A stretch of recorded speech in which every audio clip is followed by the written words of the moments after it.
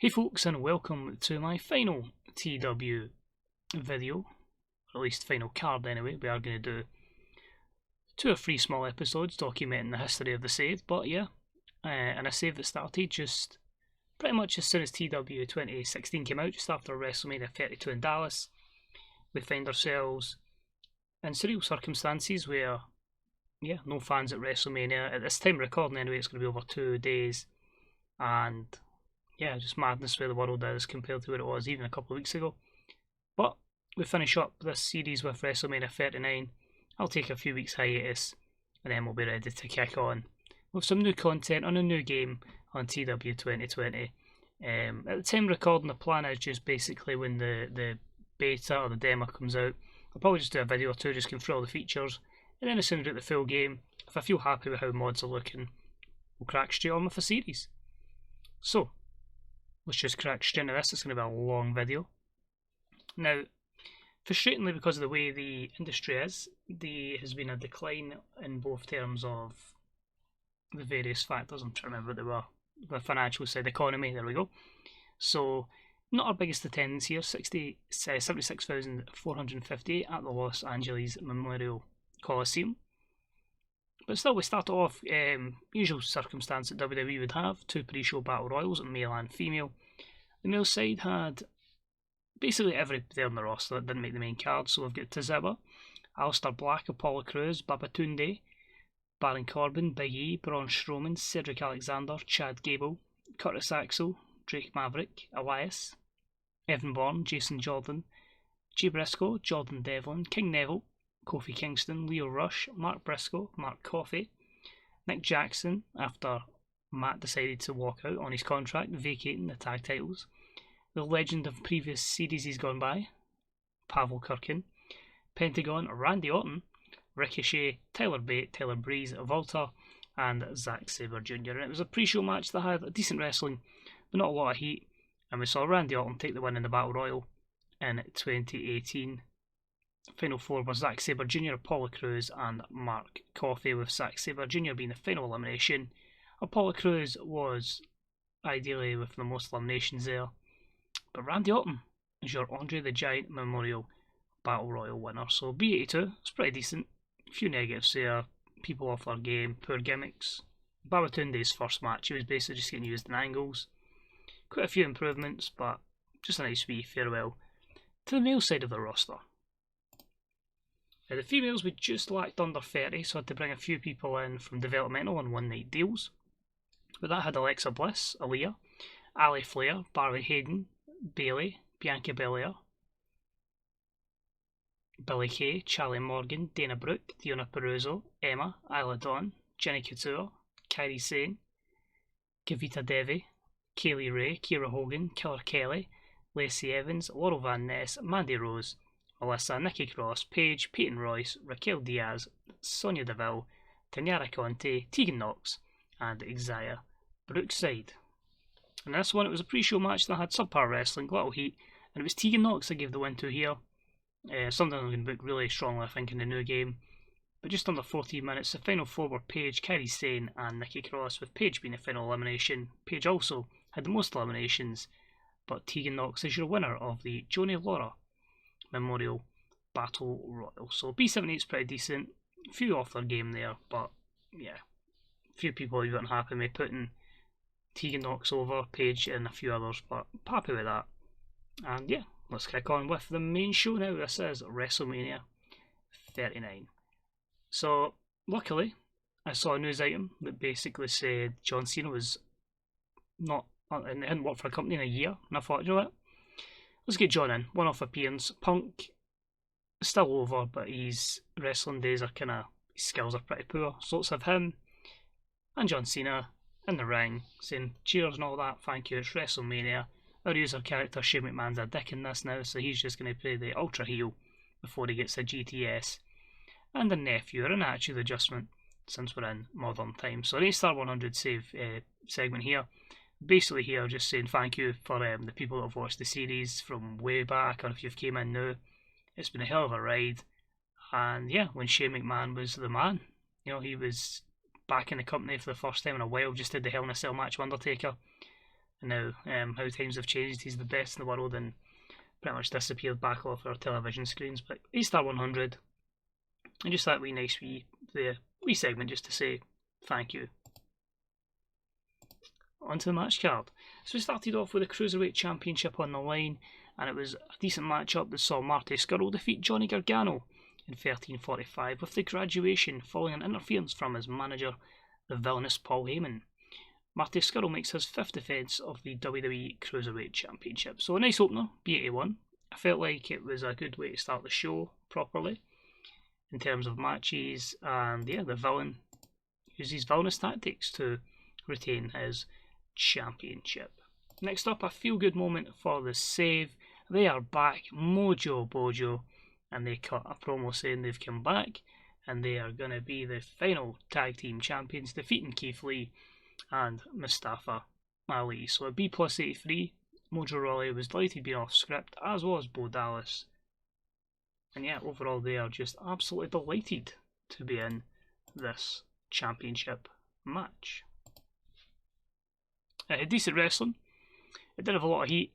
Of course, we're going to put them over. Mojo Bojo defeat Keith Lee and Mustafa Ali in 13:14 when Bo Dallas defeats Mustafa Ali with a handful of tights. Mojo Bojo win the World Tag Team Championships. So they were the more over side, just ahead of Mustafa Ali. I think Keith Lee and Ali were kind of victims of this mod. Just nobody really knew of Mustafa Ali before. I know this mod's like 2016, so 4 years ago, I don't even think he was in the Cruiserweight Classic, so maybe a bit underwhelmed in his stats, but it was good to get him into the mod, and someone again I like to book very strongly in the new game. But yeah, crazy how just things change, but you always have to have wee nods to the series and have one final stand with Mojo Bojo. Next up, we hype up our first women's contest of the night, a matchup just full of hatred for one another. We have Ronda Rousey and the talented Rhea Ripley. This would have went later if Rhea didn't have a niggling injury, but as a B+84, just saying how Ronda was just bullying several females and Rhea Ripley took exception. Match itself was decent. Rhea defeats Ronda in 18:27 with Soul Food. B81's okay. She's been hampered massively by that injury. She'd be getting the ratings up there with Ronda, but she is obviously someone that has got a massive future ahead of her. And the Goody defeats the villain. We obviously had to make this a storytelling match, and Ronda had to be kept strong. Hence the B81 rating. Next up, we've got an over-the-top spectacular entrance for the Velveteen Dream for this triple threat tag team match for the vacant World Tag Team Championships, or WWE Tag Team Championships, I guess, the SmackDown ones. Basically, Nick Jackson's brother Matt decided I'm not working here anymore. After this, I had the great idea to give everyone a £100,000 bonus because I won't be playing the Save anymore, so money doesn't matter in game. So yeah, and it gave me something to do with the Dream, as he'll be teaming up with Switchblade, and he had a bit of a rivalry with Kenny Omega and Xavier Woods. Before I remembered, I've got the Usos doing nothing, let's get them in as well. The matchup was good wrestling, decent reaction from the crowd, and it was the Velveteen Dream and Switchblade who defeated Woods and Omega and the Usos in 16:05. Woods and Omega went first, then the Usos, with the Dream and Switchblade becoming your WWE Tag Team Champions. Interesting note, the final SmackDown before this event, Dream get tested for drugs again, painkillers, but I did not want to ruin Switchblade's WrestleMania moment, so I decided to just fine him instead of put him in rehab, and that would have a bit of a kick in the teeth, but it's the reason I took him away from potentially being a world champion again. I just couldn't take the risk. But you can see there, the Usos just do really well together, and Dream was always going to have his performance affected by painkillers. Disappointing as well, lack of Hat associated storyline. It was a last minute thing with these to put them together. Next up was the Fatal 4-Way Dream Japanese match. I just felt like, you know what, put them together and see if they can create magic. It was about that had good wrestling and a decent reaction from the crowd. And it was Okada who took the upper hand here, defeating Tanahashi, Ibushi and Nakamura in 23:49 when Okada defeated Ibushi with a German suplex. B+84, you can see they're pretty similar on performance apart from Kota Ibushi, and I felt like giving Naka the win would have been too obvious, so giving the babyface the win here, and Okada reigns supreme. Next up, a bit of a personal feud here, as you saw on one of our previous videos for SmackDown. Kevin Owens was obviously annoyed that Daniel Bryan made fun of him, losing to Will Ospreay. And they had a decent matchup here, Daniel Bryan picking up the win over Kevin Owens in 15:42 by pinfall. B+86, not bad considering it didn't make the 16 minutes. Daniel's had quite a decline in physical ability as well, so I'm happy with that as well. You see there, that's one of the negatives, inconsistency and stamina for Daniel Bryan. We then have Sami Zayn hyping up a matchup with Matt Riddle for the IC title. Sami is now a heel for the first time in the series, I believe, which is mental. But it's obviously worked so well in real life, and he's just basically said, he's fed up with everybody trying to have this happy attitude. He tried it for years, and recently it's been getting him nowhere. So he's here to do it for himself and to become the IC champion. Their matchup was actually good, with decent reaction from the crowd, and Sami defeats Matt Riddle in 1958 with the Helluva Kick to become your new IC champion. Riddle had a fantastic run, but I just felt like with the permutations I'd left, the wrestlers available, this was a good matchup to have, and it gives Sami the championship. 93, 82 plays 86 in terms of performance. So the feud had a lot of heat to it, and the only negative was the inconsistency of Matt Riddle. Next up, we're hyping up Seth Rollins versus Adam Cole. I think it's pretty similar, just Adam Cole being a bit bitter that he wasn't going to win the WrestleMania card and just took his frustration out in Seth Rollins. This added to back and forth over the last couple of weeks in their match up tonight, which got an A91 for the hype. Match itself, not too bad, B+87. It was a great wrestling match with good heat, where Seth Rollins, the babyface in this instance, defeated Adam Cole in 1834 by a Phoenix Splash. 93 played 86 here, and the Do Not Forget Me storyline does advance, but as I say, this is the conclusion of the series. We then headed on to the United States Championship. Oh, this match was pretty poor compared to I thought it would draw well. Decent matchup. Will Ospreay defeated Pete Dunne in 2012 with a 630 splash, making his 5th defence of the US title. There was a temptation to put it on Pete Dunne, but I just felt like Ospreay's done well. Still getting there in terms of his in-ring skill and overness. Pete Dunne's been good, but yeah, I can see here a few negatives there for Ospreay, but yeah, just keep him well happy and keeping the belt on him. I don't want to change every title, and I did get a feeling that was looking likely it was going to happen, so Ospreay one of the few to keep the belt. Then have an over-the-top spectacular entrance for The Fiend, a star 100. You can only imagine a Fiend entrance at WrestleMania. Shame we won't get one this year. And his matchup with Samoa Joe saw him defeat Joe with great wrestling and good heat.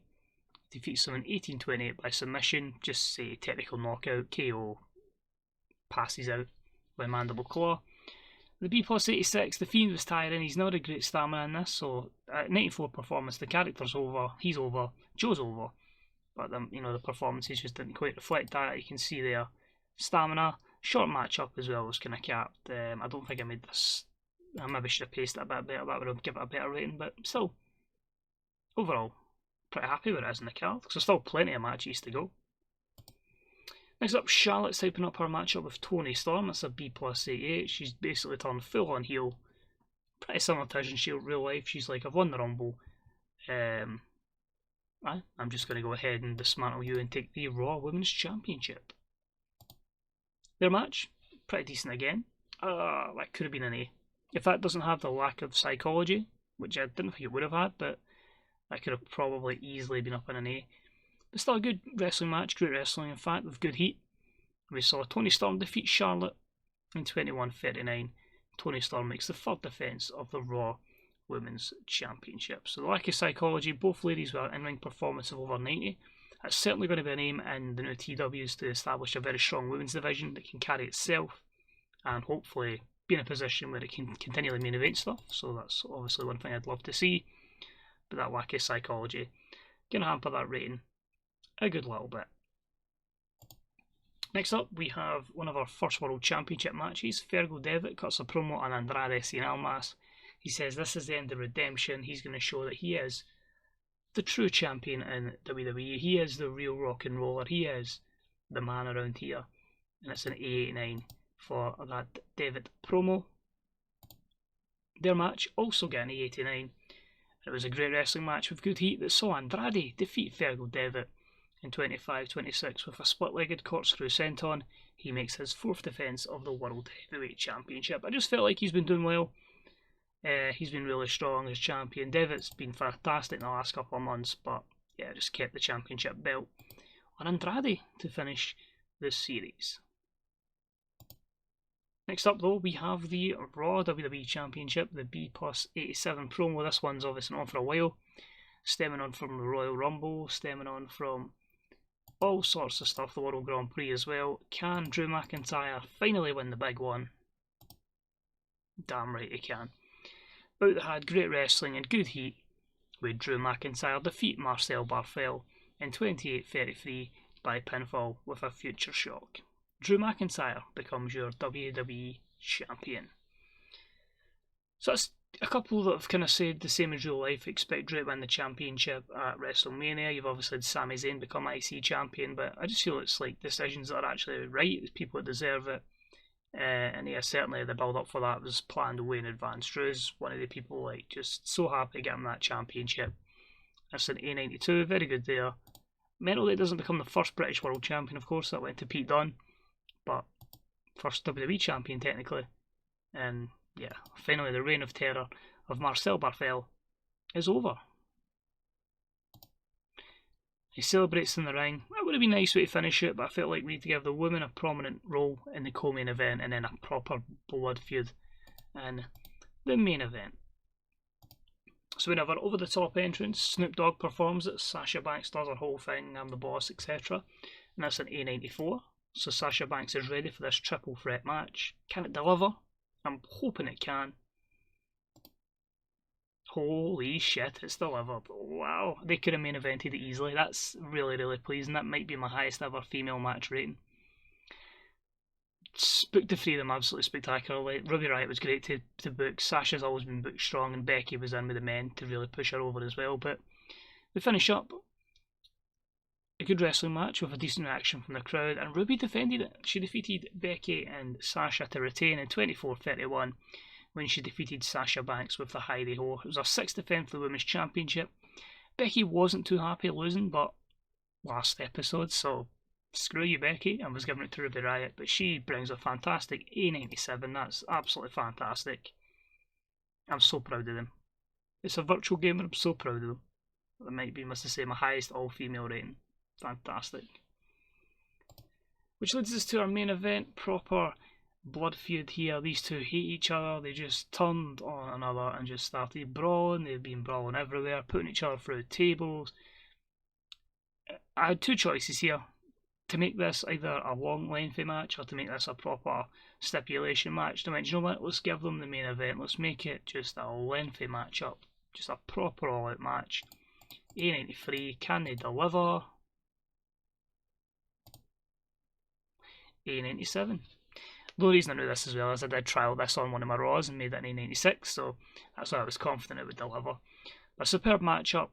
Tommaso Ciampa defeats Dean Ambrose in 47-09 with Project Ciampa, A-Star 97, so no 100 to finish off the series, but still delighted with that. Ciampa went 91, Ambrose went 95. Yeah, they just executed it perfectly. Maybe a bit shorter, could have got it higher. You could see the stamina for Tommaso Ciampa, but still, just these two worked well together, and I thought, like, you know what, I've kind of neglected them a wee bit recently. This is an opportunity. Let's give them the main event at WrestleMania, and we finish the show with Tommaso Ciampa celebrating the win, and yeah, the crowd applauding them, the fans applauding them, and that's my last ever match in TEW2016. Show ends, was always going to get an A-Star 100 because I'd maxed out your celebrity, your music, everything, so I knew I was always going to get an A-Star 100 as long as the main event was semi-decent. But yeah, man, that's a lot of weeks, a lot of months of build, a lot of notepads documented with potential storylines, and I feel like it was a really, really good place to end it. As I say, a lot of feuds just kind of made sense. It was just lucky that, as I say, stuff matched up and I went, right, that works, that makes a nice wee ending, etc. So I'm really happy with that, and yeah, we finish up with A-Star 100. So we'll jump through to the main screen. not going to go through, like, as I say, how it compares to other Manias. That's what the next couple of videos will be, just really looking through best shows, best matches, and the history of various title belts. But Cena was back for a one-off appearance. Absolute success for Wrestlemania. On the same day that Alex Shane starts his promotion on our last day. So we'll just finish up here. Booking position available in AFW. Rocky Romero to New Japan possibly. Obviously topping all of our national battles. New Japan are also looking at Mascara Dorada. Fergal Devitt doesn't like Mark Briscoe. Will Ospreay doesn't like Leo Rush. Nope, just a lot of people not happy with Mark Briscoe or Leo Rush, it seems, or Babatunde. And obviously Conte and Kofi Kingston have kind of been jobbing out to people. And then ended up with a 1.69 for a buy rate. But yeah, that's it. Over and done. We only made 6 million profit, but as I said, I did spend like 13 million keeping everybody happy with 100,000. So big roster, etc. But yeah, it's quite cool to finish it there. And I think the real cool start here is right on 7 years, right on 1,200 shows. And there you go. What a way to finish it off. Best show, WrestleMania 39, 100, March 2023. So absolutely delighted with that. And yeah, if it wasn't for the weird issue with buy rates where I must have changed something and they declined massively, then we'd probably really reaching what the previous one had. But yeah, we get sad. It's all over. But I say that'll be it for this series. We'll have the 2 videos. As I say, we'll document through the titles, just looking at various champions. We'll have a look through bits and bobs, really. Looking back at what we booked in 2016 to see how it holds up to modern day. And I say we'll be back as soon as the new game's out with, as I say, AEW Freshly Squeezed. We'll be on Twitch as well with a WWE modern day save, just booking on the fly there. And we'll also have pay-per-view videos for a series on here eventually, once I feel the mod's good to go. It looks like it's going to be one of the 1980 mods, and we'll work our way through from there. But as always, just keep an eye out in the Grey Dog Software forums. At the moment, the release date isn't out, but I'd imagine by the time this goes live, we should have an indication of when that's going to be. There'll be a beta/demo a week before the game comes out. That'll give you an idea to get used to it. Mods will work on it if the mods are based in January or February, and you can play up to the end of February, so keep an eye out for that. And as always, keep an eye out on the Grey Dog, the mod section, because I say they should have a new section for 2020 by the time this goes live, possibly. TEW database on Twitter as well, keep an eye on them, because any new mods or anything that could be worth looking at, people make new skins, etc. Keep an eye on that, because their website's getting on there as well. And the Fantasy Booker subreddit, because a lot of good bookers there, and there'll be a lot of hype for when the new game comes out. But cheers for watching.